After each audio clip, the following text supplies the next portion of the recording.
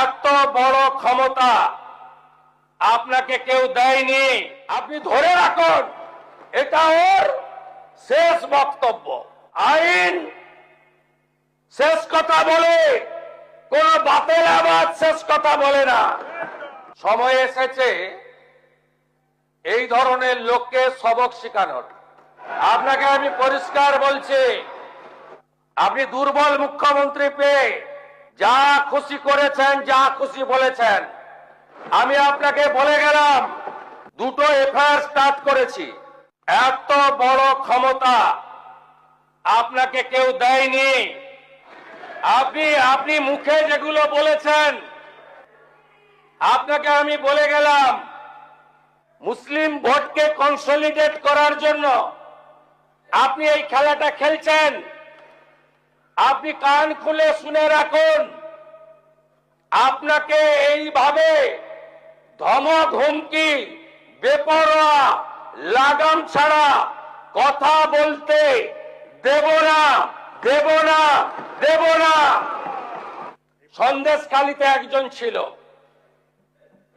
2024 পয়লা জানুয়ারি বলেছিল তৎকালীন বিরোধী দলনেতা এলে তার হাত কেটে পায়ে, পা কেটে হাতে লাগাবে আর চামড়া ছাড়িয়ে মেদিনীপুরে পাঠিয়ে দেবে। ওর অবস্থা কি হয়েছে সবাই দেখেছে। একই টোন ছিল। আরেকটা জীবনতলার গুন্ডা ক্যানিং ভাঙড়, ওর অবস্থাও কি হয়েছে দেখতে পাচ্ছে সবাই। আরেকটা পুষ্পা ঝুঁকে গায়ে নেই, এমন ঝোঁকা ঝুঁকেছে, খালি পায়ে,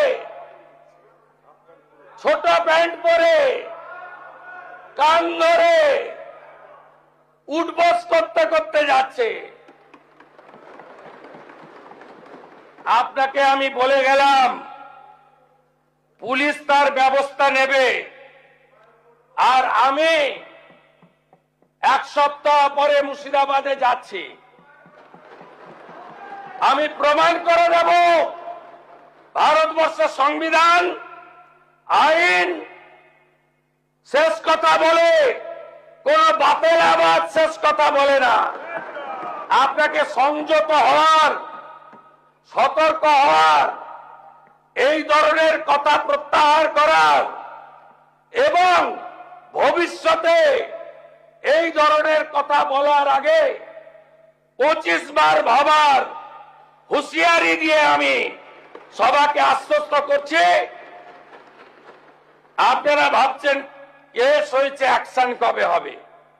যারা ওকে ডেকেছিল এই সভাতে তাদেরকে আগে তুলব, তারপরে আপনার কাছে যাব। যা করার করব, আমি আশ্বস্ত করছি আপনাদের। আপনি ধরে রাখুন, এটা ওর শেষ বক্তব্য। এ সরকার আইনের শাসন প্রতিষ্ঠা করবে, গুন্ডাদের শাসন সমাপ্ত করবে, নিশ্চিন্ত থাকুন।